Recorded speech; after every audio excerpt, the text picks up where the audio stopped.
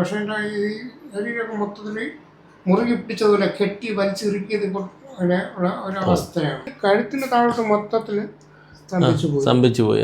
ഒന്നും അറിയില്ല. സുഹൃത്തുക്കളെ നമസ്കാരം. ഞാനിപ്പോൾ നിൽക്കുന്നത് ബാലരാമപുരം ഐത്തിയൂർ എന്ന് പറഞ്ഞ സ്ഥലത്താണ്. ഇവിടെ വരാനുള്ള കാരണം എന്താണെന്ന് അറിയണ്ടേ? അപ്പോൾ അത് ഞാൻ പറഞ്ഞുതരാം. അതുകൊണ്ട് ഈ ഫോട്ടോയിൽ കാണുന്ന ഈ വേണുചേട്ടൻ്റെ ഇപ്പോഴത്തെ അവസ്ഥ ഞാൻ നിങ്ങൾക്കായി കാണിച്ചു തരാം. അപ്പോൾ ഈ ഒരു അവസ്ഥയിലാണ് വേണുചേട്ടനുള്ളത്. അപ്പം നമുക്ക് വേണുചേട്ടനോട് തന്നെ കാര്യങ്ങൾ ചോദിക്കാം. അദ്ദേഹം സംസാരിക്കും. ചേട്ടാ, എത്ര വർഷമായി വീണിട്ട്? 4 വർഷം ആവാൻ പോകുന്നു. 4 വർഷം ആവാൻ പോകുന്നു അല്ലേ? അതെ അതെ. അപ്പോൾ ഈ ഒരു അവസ്ഥയിൽ തന്നെയാണല്ലേ? അതെ, ഈ അവസ്ഥയിൽ തന്നെയാണ്. ഹോസ്പിറ്റൽ ചെലവുകളും എല്ലാം വളരെ ബുദ്ധിമുട്ടിയാണ്. ഏറ്റവും വലിയ എന്നെ വിഷമിപ്പിക്കുന്ന കാര്യം എന്ന് പറഞ്ഞാൽ 2 മക്കളുണ്ട്. അവരുടെ പഠിത്തമൊക്കെ അങ്ങ് സ്റ്റോപ്പായി പോയിട്ടോ. അതാണ് നമുക്ക് ഏറ്റവും ഈ ഗൃഹനാഥൻ വീണുപോയി കഴിഞ്ഞപ്പോഴത്തേന് മക്കളുടെ ഒരു അവസ്ഥ. എല്ലാ കുട്ടികളും സ്കൂളിൽ പോകുമ്പോൾ അവർ വർക്ക്ഷോപ്പിലും ജോലിക്കുമായിട്ടൊക്കെ പോകുന്നത്, അത് ആർക്കും വിഷമം ഉണ്ടാക്കുന്ന ഒരവസ്ഥയാണ്. അവർ അച്ഛന് വേണ്ടിയിട്ട് എല്ലാം അവരുടെ ലൈഫ് തന്നെ ഒഴിഞ്ഞു വെച്ചിരിക്കുകയാണ് കേട്ടോ.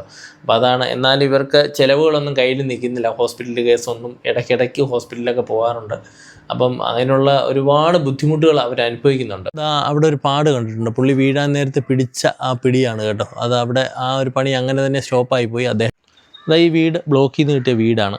അതിൻ്റെ മെയിൻ്റനൻസ് പണികളൊക്കെ നടന്നുകൊണ്ടിരിക്കുന്ന സമയത്താണ് അദ്ദേഹത്തിന് ഈ മൂലയ്ക്കുന്ന ഈ ഒരു സൈഡിൽ നിന്നാണ് അദ്ദേഹം താഴെ വീണത്. വീണ സമയത്ത് തന്നെ അദ്ദേഹത്തിന് സ്പൈനൽ കോഡ് കംപ്ലൈൻ്റ് ആയി. അപ്പോൾ മൊത്തത്തിൽ സ്തംഭിച്ചു പോയി. ചേച്ചി, വീണ് കഴിഞ്ഞപ്പോഴുള്ള അവസ്ഥ എന്തായിരുന്നു? എങ്ങനെയാണ് പെട്ടെന്ന് ആ ഒരു എനിക്കൊന്ന് ഒരു നില ബിൽഡിങ്ങിന് പൊക്കമേ ഉള്ളായിരുന്നു, പക്ഷേ ഈ കിട്ടിയ ഇടിയുടെ ആഘാതമാണെന്ന് തോന്നുന്നു അല്ലേ? അതെ അതെ. അതില് പിന്നെ സ്പൈനൽ കോഡിന് അപ്പോഴേ ക്ഷതമേറ്റു, അപ്പോഴേ സ്തംഭിച്ചു പോയി. എവിടെയാണ് നിങ്ങൾ ആദ്യം മെഡിക്കൽ കോളേജിൽ തന്നെ കൊണ്ടുപോയി? നമ്മൾ ആദ്യം നെയ്യാറ്റിൻകര ഹോസ്പിറ്റലിലാണ് കൊണ്ടുപോയപ്പോ അവർ ഉടനെ മെഡിക്കലിൽ കൊണ്ടുപോകാൻ പറഞ്ഞു. ഉടനെ ആംബുലൻസിൽ ഉടനെ തന്നെ മെഡിക്കലിൽ കൊണ്ടുപോയി. പിന്നെ അവിടെ ചെക്കപ്പ് ഒക്കെ ചെയ്തപ്പോൾ MRI ഒക്കെ ചെയ്ത് CT സ്കാൻ ചെയ്ത് MRI ചെയ്തപ്പോൾ സ്പൈനൽ കോഡിന് ക്ഷതമേറ്റ് ശരീരം മുഴുവൻ സ്തംഭിച്ചു പോയി എന്ന് പറഞ്ഞായിരുന്നു. ഈ കാലൊക്കെ ഈ അവസ്ഥയിൽ തന്നെയാണ്. ഫിസിയോതെറാപ്പി ചെയ്യുമ്പോൾ നല്ല നൂന്നിരിക്കുമായിരുന്നു. ഇപ്പോഴും പിന്നെ ഫിസിയോതെറാപ്പി ഇപ്പൊ ചെയ്യുന്നില്ല. സാമ്പത്തിക ബുദ്ധിമുട്ടുണ്ട്. പിന്നെ അതിന്റെ ഇടയ്ക്ക് അറ്റാക്കും കൂടെ വന്നായിരുന്നു. അതെ അതെ.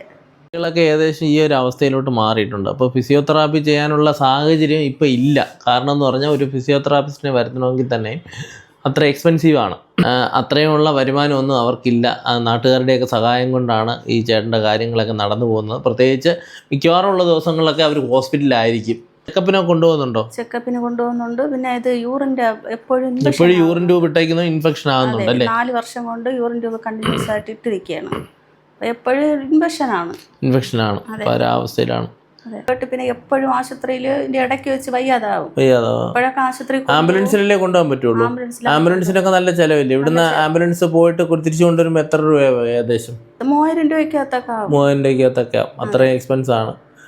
നല്ല മനസ്സുള്ള നാട്ടുകാരുടെ സഹകരണം കൊണ്ടാണ് ഇത്രയും നാളും ട്രീറ്റ്മെന്റും കാര്യങ്ങളും ഒക്കെ മുന്നോട്ട് പോയത്. അപ്പൊ എനിക്ക് ശരീരമൊക്കെ ഒരുമാതിരി നമ്മളെ മുറുകി പിടിച്ചതുപോലെ വരും. ദേഹമൊക്കെ വേർക്കാൻ തുടങ്ങും.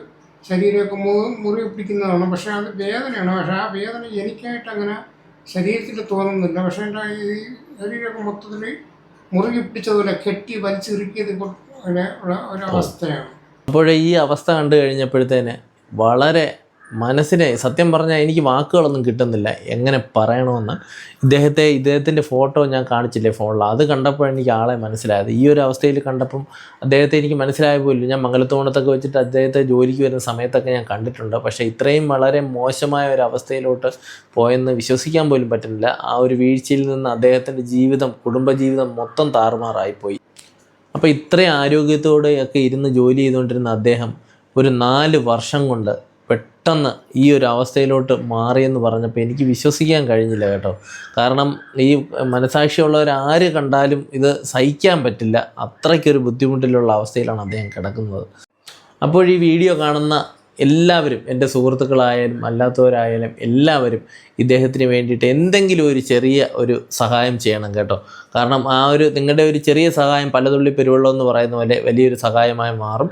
അപ്പോൾ എനിക്ക് കൃത്യമായിട്ടും അറിയാം അങ്ങനെ മാറും എന്നൊരു ഉറപ്പുണ്ട്. ആ ഒരു മനസ്സോടുകൂടിയാണ് ഞാൻ ഈ വീഡിയോ ചെയ്യുന്നത്. കഴിയുന്ന ഒരു ചെറിയ സഹായം എല്ലാവരും ചെയ്യണം കേട്ടോ. അത് എൻ്റെ താഴ്മയായ ഒരു അപേക്ഷയാണ്. നിങ്ങൾ ഈ വീഡിയോ സ്കിപ്പ് ചെയ്ത് പോകരുത്. എന്തായാലും കഴിയുന്ന ഒരു ചെറിയ സഹായമെങ്കിലും നിങ്ങൾ ചെയ്യണം. ചേട്ടൻ്റെ ബാങ്ക് ഡീറ്റെയിൽസും അക്കൗണ്ട് ഡീറ്റെയിൽസും എല്ലാം ഞാൻ കൊടുക്കുന്നുണ്ട്. ചേച്ചിയുടെ അക്കൗണ്ടാണ് കേട്ടോ, മിനി ചേച്ചി വൈഫാണ്, ചേച്ചിയുടെ അക്കൗണ്ട് ഡീറ്റെയിൽസാണ് ഞാൻ കൊടുക്കുന്നത്.